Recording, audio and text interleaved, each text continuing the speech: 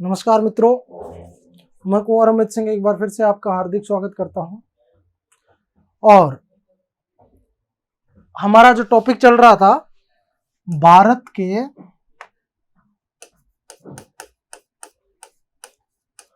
प्रमुख राष्ट्रवादी नेता, ये अपना टॉपिक चल रहा था। और इसमें अभी तक तीन क्लासेस इसकी हो चुकी थी, जिसमें 4 प्रमुख राष्ट्रवादी नेताओं के बारे में हम पढ़ चुके हैं। आज की क्लास में हम पढ़ने वाले हैं भारत के एक साहसी, निडर, विद्वान, लेखक और प्रमुख गर्म दल के नेता के बारे में, जिन्हें भारत में पंजाब केसरी और शेर ए पंजाब के नाम से जाना जाता है। क्या कहा जाता है? पंजाब केसरी और शेर ए पंजाब। जहां तक बात है, नाम आपको स्पष्ट हो ही चुका होगा कि मैंने लेखक का नाम भी ले दिया, मैंने एक संपादक का नाम भी ले दिया, मैंने एक नेता का भी नाम ले दिया, मैंने एक क्रांतिकारी का भी नाम ले दिया। यानी नाम से ही स्पष्ट हो गया कि आज हम बात करने वाले हैं लाला लाजपत राय के बारे में। लाला लाजपत राय के बारे में। कांग्रेस के उग्र विचारधारा के प्रमुख नेता, कांग्रेस में गर्म दल के संस्थापक नेताओं में से एक, लाल बाल पाल में जो लाल है वो कौन है? लाला लाजपत राय।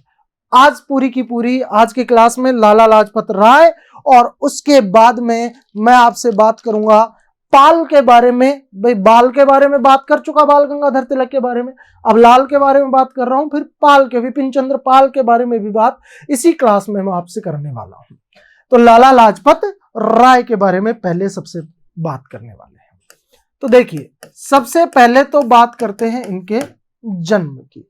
इनका जन्म 28 जनवरी 1865, 28 जनवरी 1865 लुधियाना, जगह का नाम लुधियाना, कहां पड़ता है? पंजाब। और लुधियाना में एक गांव है ढूंढी के। कौन सा गांव?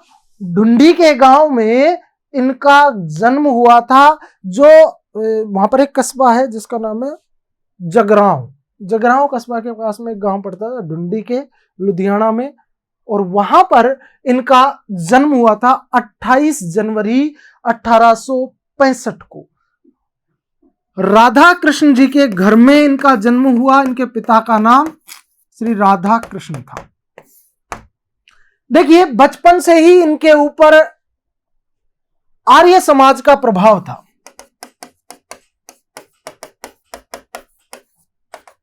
तो ये प्रमुख आर्य समाजी थे, एक बहुत अच्छे वकील थे। इन्होंने वकालत की पढ़ाई की। वकालत की पढ़ाई करने के बाद में इन्होंने सबसे पहले तात्कालीन पंजाब और वर्तमान हरियाणा में एक क्षेत्र पड़ता है जिसका नाम है हिसार। हिसार में इनके द्वारा सबसे पहले वकालत शुरू की गई। वकालत का काम यानी वकीलगिरी का जो कार्य इनके द्वारा शुरू किया गया, वो सबसे पहले किया गया हिसार में। हिसार जो पंजाब प्रांत के अंदर उस समय पड़ता था। अब समझिए, मैंने कहा आर्य समाजी थे, तो हिसार में ही इनके द्वारा आर्य समाज की एक शाखा स्थापित की गई। इनका प्रारंभिक कार्य क्षेत्र मैंने कहा, तो प्रारंभिक कार्य क्षेत्र क्या हो जाएगा? हिसार। उसके बाद ये लाहौर चले जाएंगे। तो प्रारंभ में जितना भी काम करेंगे वो कहां किया? हिसार में। वहीं पर इन्होंने आर्य समाज की एक शाखा स्थापित की। यहीं पर एक संस्कृत विद्यालय की स्थापना की।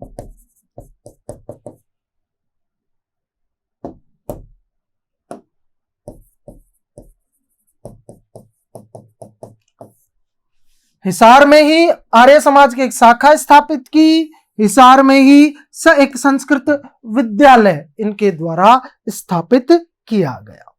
अब देखिए, तो एक चीज तो मैंने अभी बोली, मैं दोबारा बोलूंगा कि प्रारंभिक कार्य क्षेत्र कर्म भूमि इनकी रही कौन सी? हिसार, जहां पर इन्होंने वकालत भी की, जहां पर इन्होंने आर्य समाज की शाखा भी स्थापित की, जहां पर इन्होंने एक संस्कृत स्कूल भी खोला। अब हिसार से ये चले गए कहां पर? पहुंच गए साहब लाहौर में, राजधानी में।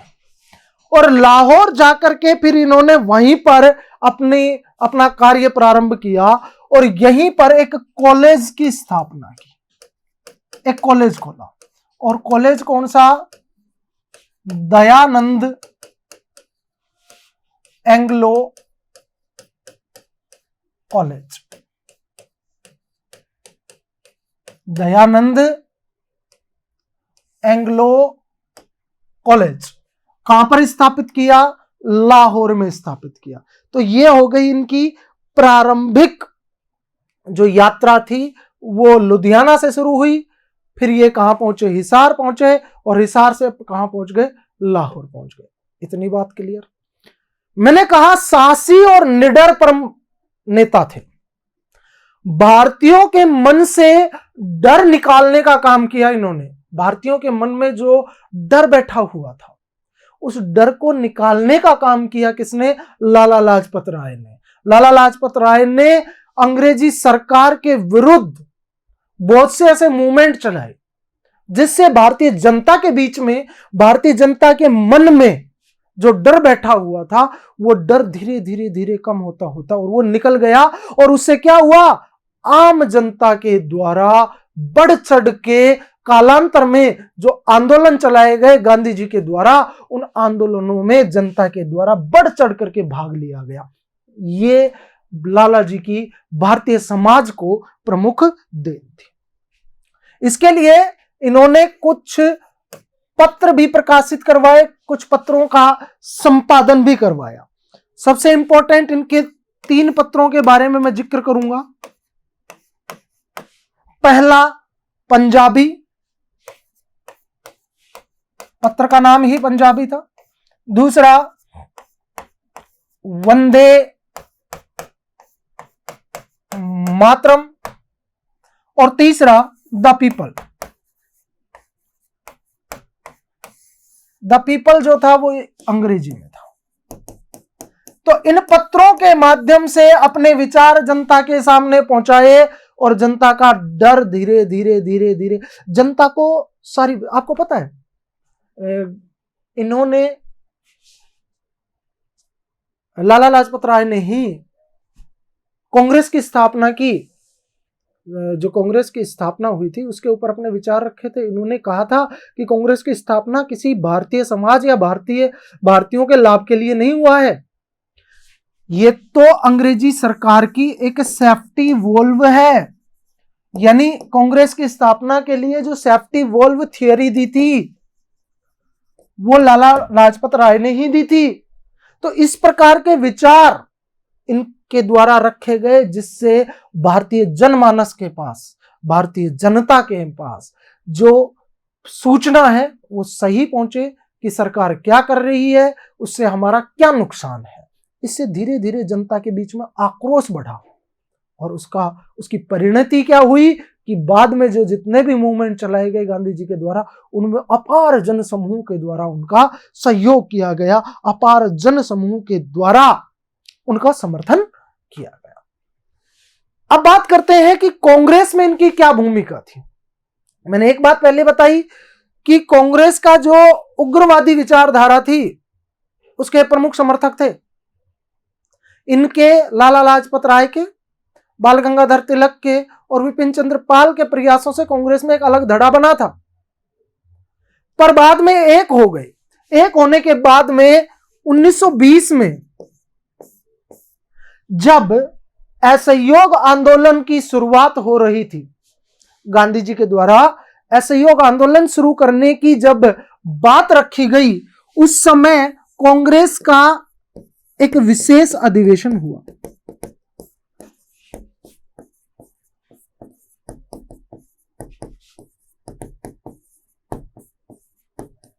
कांग्रेस का मुख्य अधिवेशन मैक्सिमम दिसंबर के माह में आयोजित होता था, दिसंबर के अंतिम सप्ताह में आयोजित होता था, लेकिन यह विशेष अधिवेशन था जो कब आयोजित हुआ था? सितंबर में।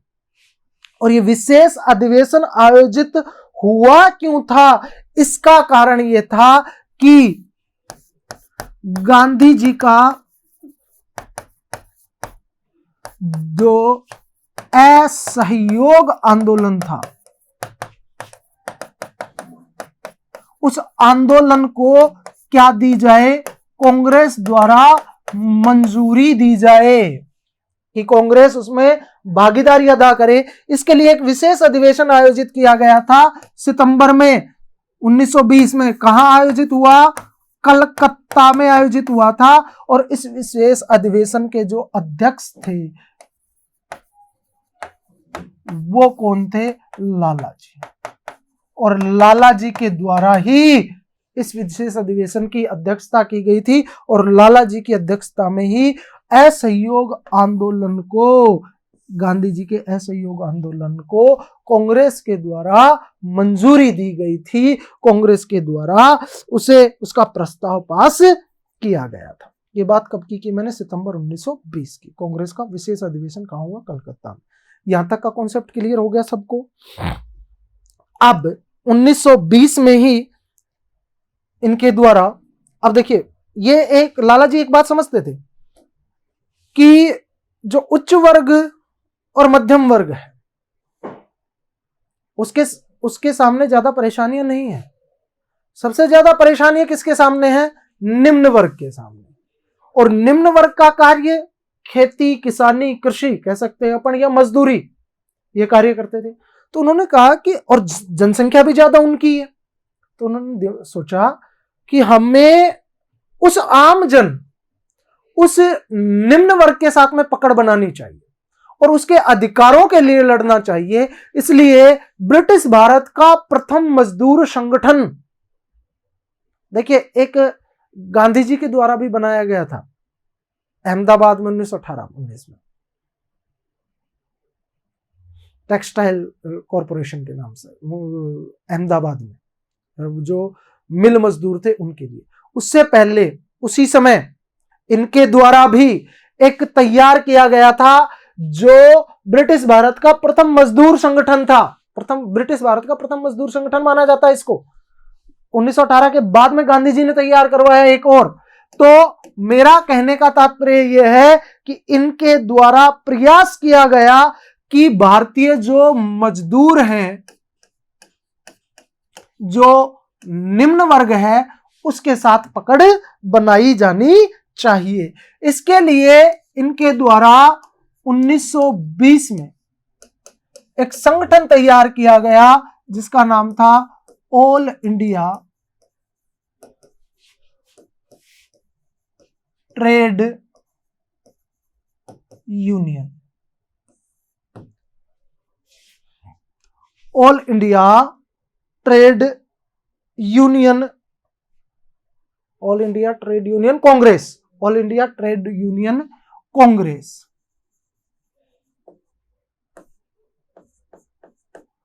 इस नाम से इनके द्वारा 1920 में एक संगठन बनाया गया था। ठीक है। और ये भारत का ये केंद्रीय मजदूर संघ कहलाता है। एक केंद्रीय मजदूर संघ था ब्रिटिश भारत का।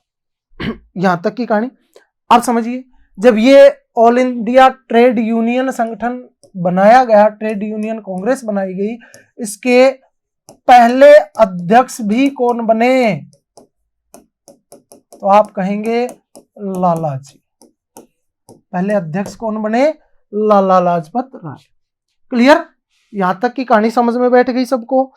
अब उसके बाद में देखिए, हिंदुत्व में इनकी आस्था थी, हिंदू महासभा से ये जुड़े हुए थे और इसी के चलते 1925 में लाला लाजपत राय हिंदू महासभा के अध्यक्ष बने।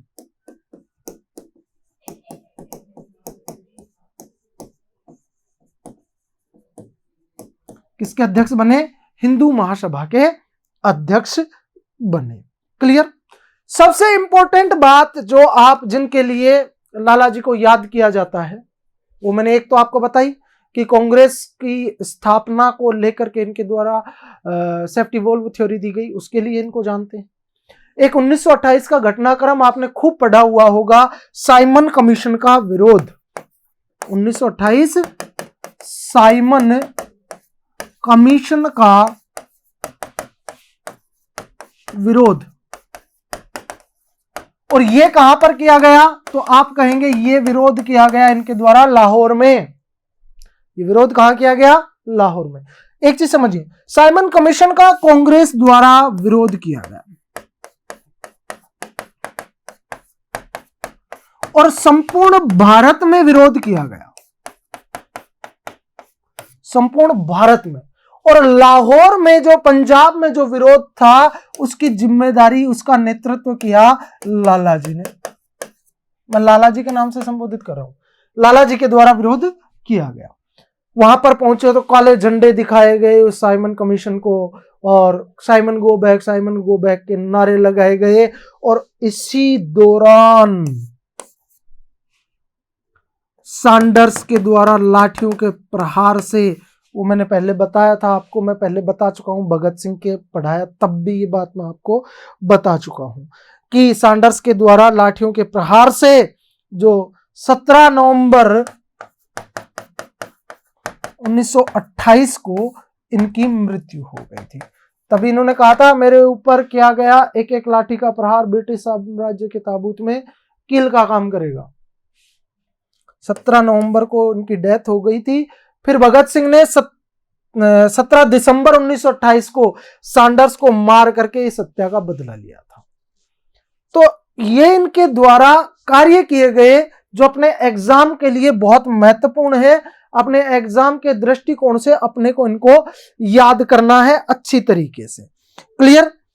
और मैं ये बात आपको पहले बता चुका हूं कि लाला जी वो व्यक्ति थे जिनके द्वारा भारतीय जनता के मन से पूरी तरह से अंग्रेजों का डर समाप्त कर दिया गया था।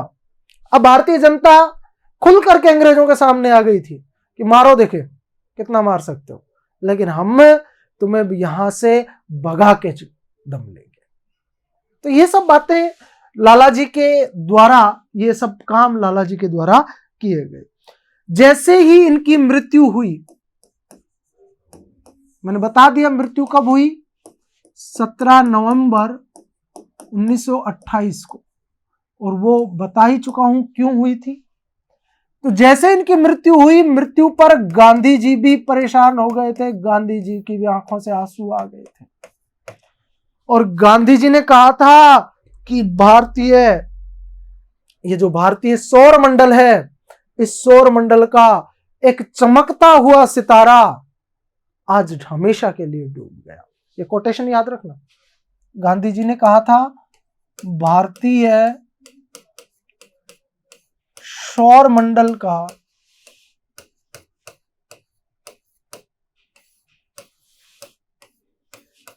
एक चमकता हुआ सितारा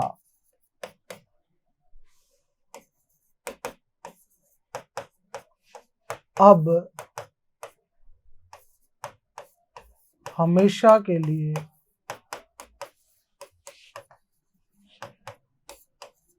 डूब गया। ये बात किसने कही थी? महात्मा गांधी ने। किसकी मृत्यु पर? लाला लाजपत राय की मृत्यु पर। कब हुई थी? 17 नवंबर 1928 को। क्लियर? मैंने कहा कि इनके द्वारा कुछ पत्रों का प्रकाशन किया गया था जो हम देख चुके हैं, पंजाबी, वंदे मातरम और द पीपल। इनके ये बहुत अच्छे लेखक थे और इनके द्वारा अनेक पुस्तकों की रचना भी की गई। तो लाला लाजपत राय की पुस्तकें भी आपको ध्यान रखनी है। एग्जामिनर आपसे साइमन कमीशन नहीं पूछेगा, उसको पता है, वो आपने रट रखा है, बहुत बार पढ़ चुके हैं आप। वो आपसे यहां से प्रश्न पूछ सकता है, वो आपसे लाला लाजपत राय द्वारा संपादित पत्रों के बारे में पूछ सकता है। तो इनकी पुस्तकें आपको याद रखनी है। इनके द्वारा अनेक महत्वपूर्ण पुस्तकों की रचना की गई, जैसे अशोक महान।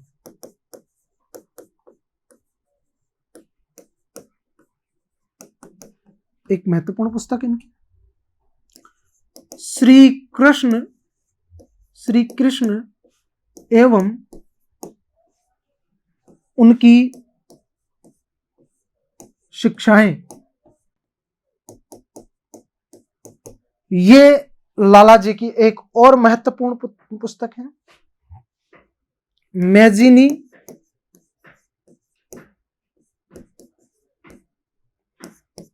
गैरिबाल्डी, मैजिनी गैरिबाल्डी, ये दोनों की जीवनियां लिखी गई। ध्यान रहे ये दोनों कहां के निवासी थे? इटली के निवासी थे। तो इटली के इन दो प्रमुख नेताओं की जीवनियां लिखी गई। किसके द्वारा? लाला लाजपत राय के द्वारा। एक इनके द्वारा छत्रपति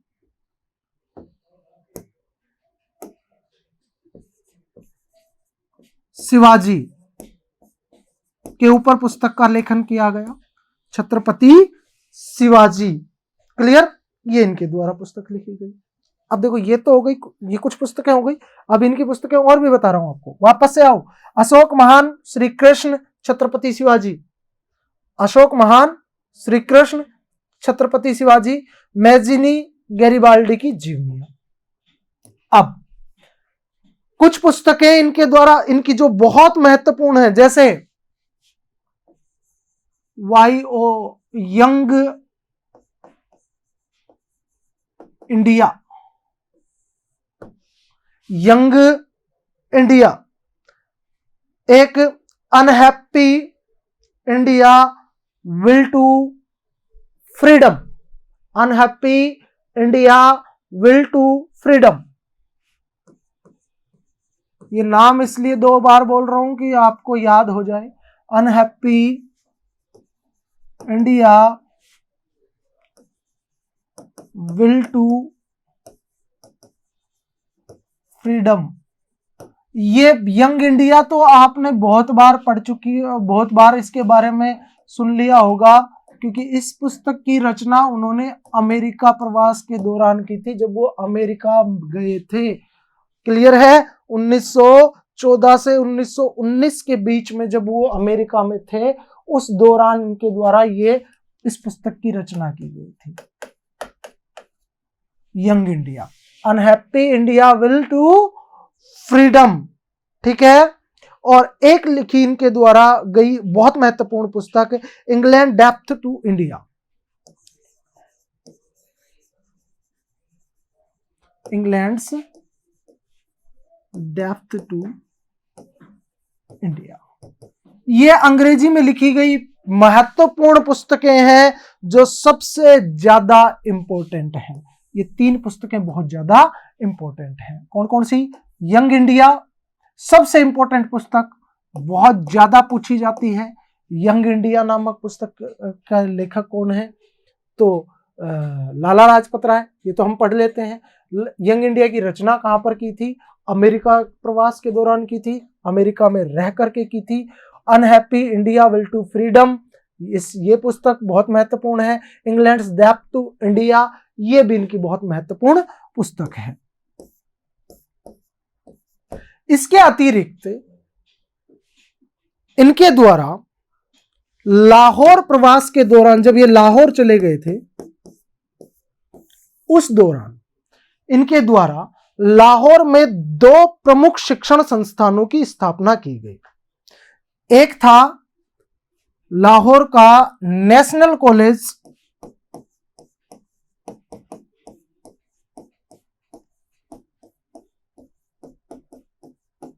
और एक जिसको इन्होंने बाल गंगाधर तिलक को समर्पित किया था, क्योंकि तिलक बहुत अच्छे राजनेता थे। तो तिलक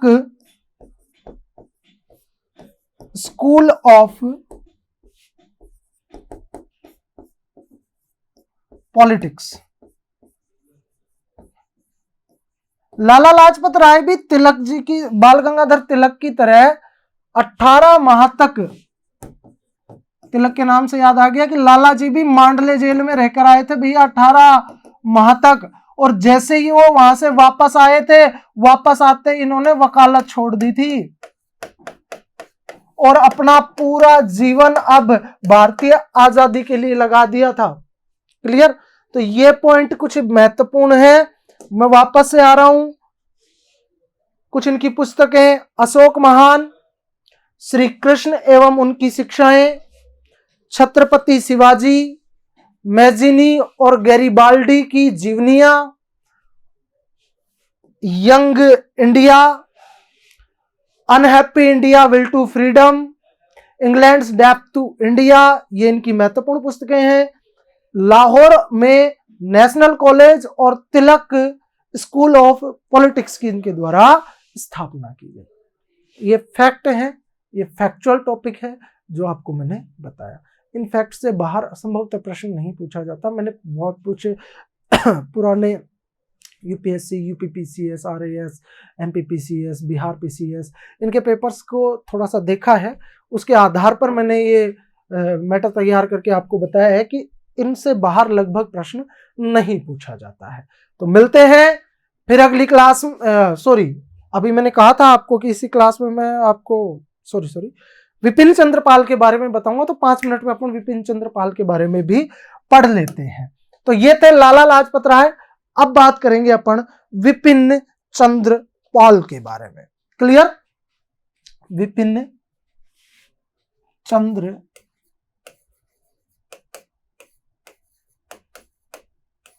पाल, विपिन चंद्र पाल के बारे में अब भी इसी क्लास में पढ़ लेंगे। ठीक है? देखिए, विपिन चंद्र पाल को इंडियन कल्चर का बहुत अच्छा विद्वान माना जाता है। भारतीय सभ्यता, संस्कृति के बारे में उनका जो नॉलेज था वो बहुत ज्यादा, बहुत ही अच्छा था। क्लियर? इनका जो जन्म हुआ, मैं ज्यादा डेप्थ में नहीं जा रहा इनके जन्म के। इनका जन्म जो हुआ वो हुआ था सिलहट में। कहां पर हुआ? सिलहट में 1858 में। पिता वकील थे, तो किसी प्रकार की परिवार में कोई कमी नहीं थी। प्रारंभ से ही शिक्षा से जुड़ चुके थे क्योंकि इनके पिता एक शिक्षाविद भी थे, वकील के साथ साथ में। ठीक है? इनकी जो प्रारंभिक शिक्षा है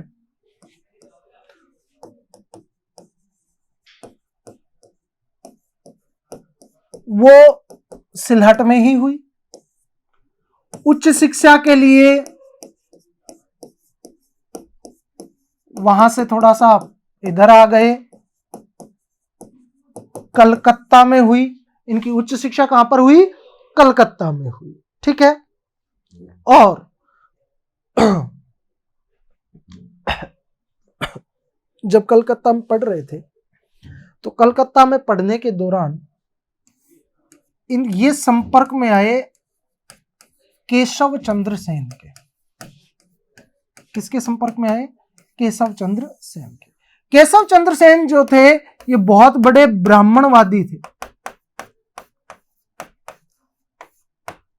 और इनका जब विपिन चंद्र पाल के ऊपर जब प्रभाव पड़ा तो ये भी ब्रह्म समाजी बन गए। ब्राह्मणवादी, या अपन कह सकते हैं, मैं इनको ब्रह्म समाजी कहूं। फिर यहां से क्या बन गए? ब्रह्म समाज। यानी ब्रह्म समाज में इनकी महत्वपूर्ण आस्था थी, सबसे ज्यादा आस्था थी। किसकी? विपिन चंद्र पाल की। यहां तक की बात हो गई। अब आगे बात करते हैं। यहां से कलकत्ता से ये पहुंच गए साहब इंग्लैंड पढ़ाई करने के लिए, और वहां पर इनके द्वारा एक, अपनी वकालत की पढ़ाई के दौरान एक महत्वपूर्ण पत्रिका का संपादन किया गया जिसका नाम था स्वराज। तो प्रश्न बनता है स्वराज पत्रिका के संपादक कौन थे?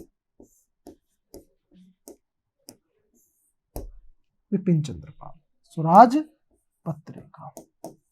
वहां से पढ़ाई पूरी की इंग्लैंड में, और इंग्लैंड में पढ़ाई पूरी करके भारत लौटे। भारत तो लौटना ही था क्योंकि केवल पढ़ने के लिए गए थे। और जैसे ही भारत लौटे, भारत लौट करके एक और इंपॉर्टेंट पत्रिका जिसका नाम था न्यू इंडिया, ये पत्रिका इनके द्वारा निकाली गई। क्लियर? इंग्लैंड में स्वराज, भारत लौटने पर न्यू इंडिया जो अंग्रेजी में थी। क्लियर? अब देखिए, जब ये भारत लौट चुके थे, भारत में इन्होंने कार्य प्रारंभ कर दिया था।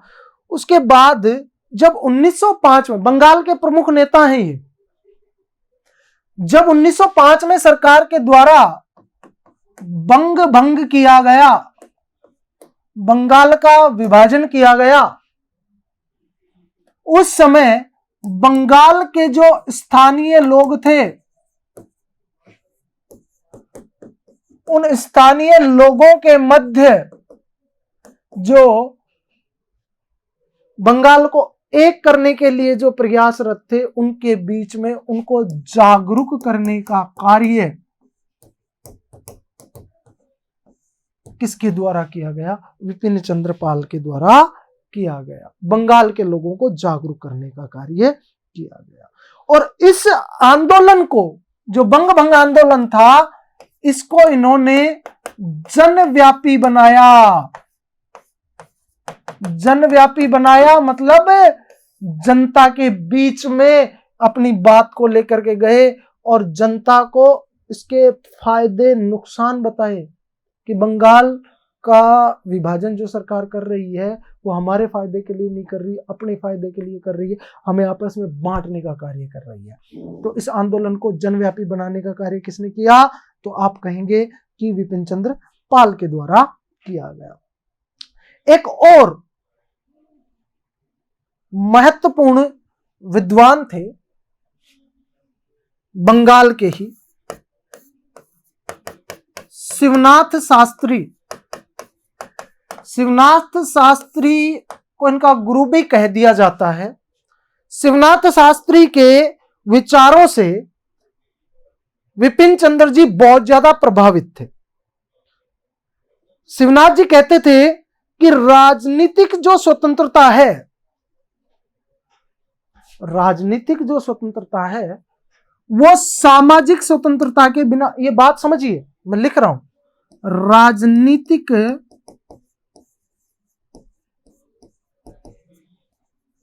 स्वतंत्रता सामाजिक स्वतंत्रता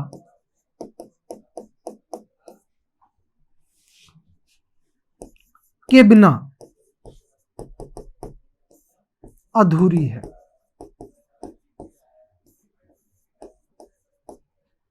यानी जो अंग्रेजों से राजनीतिक रूप से आजादी तो मिल जाएगी, चलो कोई बात नहीं, लेकिन समाज में जो गुलामी फैली हुई है, यानी समाज जो जकड़ा हुआ है जातिवाद में, पंथवाद में, सांप्रदायवाद में, उससे भी हमें आजाद होना है। हमारी राजनीतिक स्वतंत्रता जो है वो तभी कारगर होगी जब हम सामाजिक रूप से भी क्या हो जाएंगे? स्वतंत्र हो जाएंगे। ये बात किसने कही? शिवनाथ शास्त्री ने। और इसी बात के समर्थक कौन हो गए बाद में? तो आप कहेंगे विपिन चंद्र पाल इसके समर्थक हो गए। यानी समाज में जो जाति पाति, ऊंच नीच, या ये कहें संप्रदायवाद जो फैला हुआ था, उसके विरोध में आए। कौन? विपिन चंद्र पाल। किसके प्रयास, किसके विचारों से प्रभावित होकर? तो शिवनाथ शास्त्री के विचारों से प्रभावित होकर। क्लियर? तो ये यहां तक की बात थी जो थोड़ी सी विपिन चंद्र पाल के बारे में मैंने बताई। कालांतर में ये कांग्रेस के प्रमुख नेताओं में शामिल हो गए।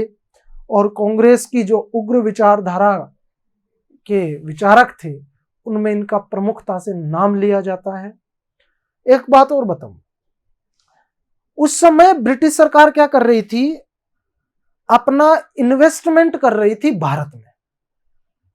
भारत में जो नील की खेती, नील मान लीजिए, कपास, चाय, कॉफी, इनका जो कार्य हो रहा था, इनकी जो खेती किसानी हो रही थी, उसमें ब्रिटिश सरकार के जो अधिकारी थे वो अपना इन्वेस्टमेंट कर रहे थे, या ये कहें कि ब्रिटिश सरकार उसमें इन्वेस्टमेंट कर रही थी।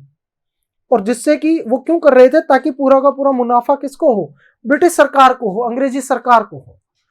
इसके भी विपिन चंद्र जी प्रबल विरोधी थे। उनके द्वारा इस बात का विरोध किया गया था कि भैया भारत में विदेशी पूंजी का समायोजन, विदेशी पूंजी का निवेश किसी भी तरीके से नहीं होना चाहिए। हालांकि ये सब चलता रहा और इसकी वजह से जब ये हुआ तो भारतीयों का जो शोषण है वो अपने चरम पर पहुंच गया था। तो ऐसे थे लाला लाजपत राय और विपिन चंद्र पाल, जिनके द्वारा ये प्रमुख कार्य किए गए। हाजिर होऊंगा फिर से आपके सामने और राष्ट्रवादी नेताओं को लेकर के, उनकी जीवनियों को लेकर के, उनके द्वारा किए गए प्रमुख कार्यों को लेकर के। तब तक लेता हूं आपसे विदा। आप लोग पढ़ते रहिए, व्यस्त रहिए और मस्त रहिए। बहुत बहुत धन्यवाद।